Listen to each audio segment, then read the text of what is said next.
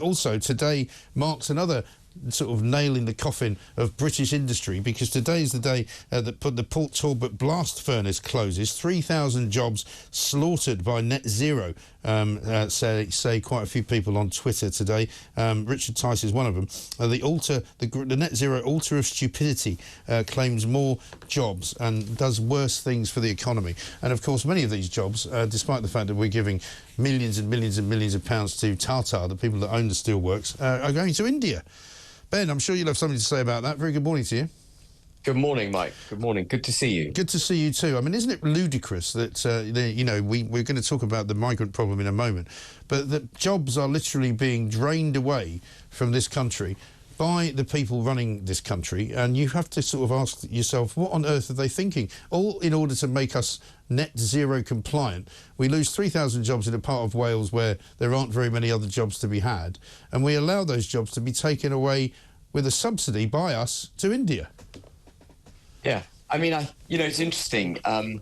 People listening now may not see the connection, but actually our inability to control illegal migration and our preparedness to sacrifice our economy on the altar of net zero are part of the same problem. It's basically a form of governance that seeks to ostensibly put global prosperity at the heart of all decision making. So nation states cease to exist. They cease to represent that which is important for the United Kingdom and its people. And if you stop governing with the national interest, of course, at one level, borders don't matter because you're governing at an international level. And then, of course, net zero, as practiced by the United Kingdom in the pursuit of global prosperity, is a perfectly valid policy because you don't care that you've just given up an essential manufacturing process like originating steel. We can't defend ourselves as a country in the event of a war if we don't have the ability to make ships, tanks, and other weaponry. And that comes not from recycled steel, which is what Port Talbot is going to be reduced to.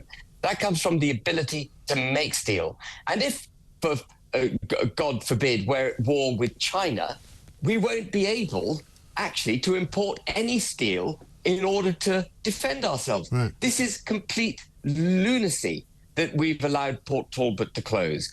We must have the ability in this country to make steel so we can do that which we need for the British economy and for our defences. And if a government doesn't get that, if it's prepared to sacrifice our ability to defend ourselves on the altar of net zero, then frankly, it's not a government that's fit for office. And the same goes for their lack of preparedness to enforce borders.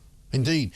Well, today you'll be pleased to know Sir Keir Starmer's off to Brussels to talk to Ursula von der Leyen about the resetting of our relationship with the European Union. But apparently, also, you will not be surprised to know, there is not a deal on the table for us to be able to send back any migrants to France.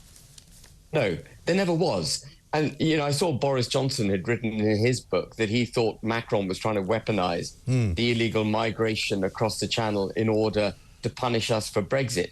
Well, if Boris Johnson knew that, and if, as the British people realise that France is never going to get a grip of this problem, why the hell did Boris Johnson give them 100 million under his premiership?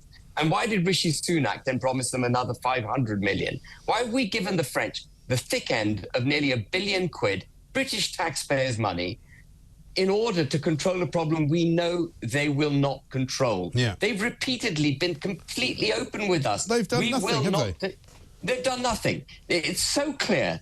They've made their position so clear that they will not protect the United Kingdom and they won't stop this flow of illegal people. We should stop the money. We should start growing the backbone that we need in order to protect our country. And that requires us to stop boats in the Channel. Borders can only be enforced physically. There's no amount of legislative new laws, new arrangements with foreign powers that will control illegal movements of people. The illegal movement of people is a physical process and it requires a physical response. Right. We must stop it physically at our borders. Germany has discovered the will to do that. It's repudiated its membership of the Schengen zone recently, and it is now enforcing its borders unilaterally. And guess what? It is stopping people. Yes. It is turning them round. It is arresting people. It is identifying people who are known criminals and known terrorists. That's what border enforcement is all about, and good for Germany. Yeah, absolutely right. And the Italians are doing the same thing. They've reduced their intake of illegal migration by something like 60%, apparently, because they've actually enforced the law.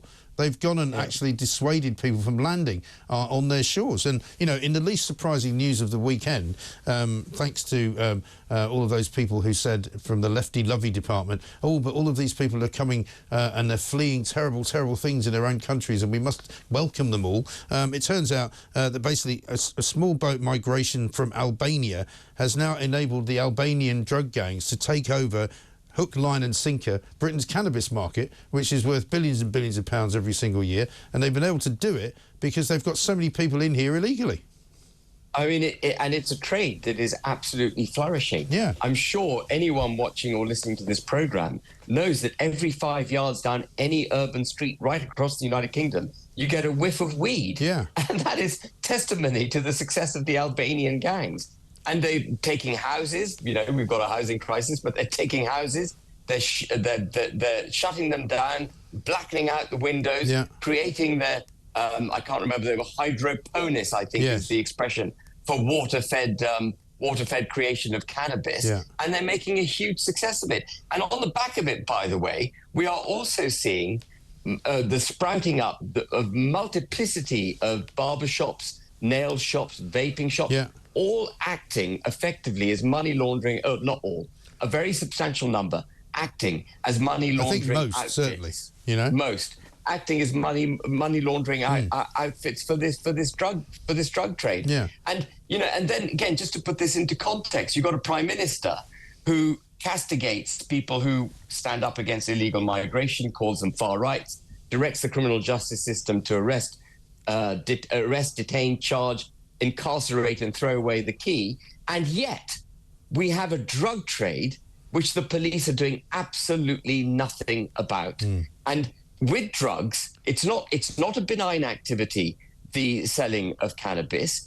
It comes with violence, it comes with intimidation, and it is also a gateway to bigger criminality. No criminality remains in its little box unchecked. No. If it isn't checked, it grows and it becomes worse. And we're going to see a complete breakdown of law and order in the United Kingdom unless we get a grip of this. Knife crime, I'm sure, is related to the cannabis trade. The increase in knife crime. Of course it is. I mean, you see these people having knife fights in the street, you know, with machete-type knives, zombie knives. You know, these are not people who have just come home from a hard day's work at the post office, you know. These are people who are drug dealers, who are involved in gang violence, who are involved in, you know, fighting for territory, fighting for business and killing each other. That's what they do. And we're letting them come in willy-nilly. Absolutely. And I was reading that, you know, they're training people in how to use crossbows because they're more efficient than firearms. Absolutely incredible. Chopping people's fingers off. You know, it's all disgusting. It's terrible. Ben, listen, we've got to run. Great to talk to you. Ben Habib, former Deputy Leader of Reform UK.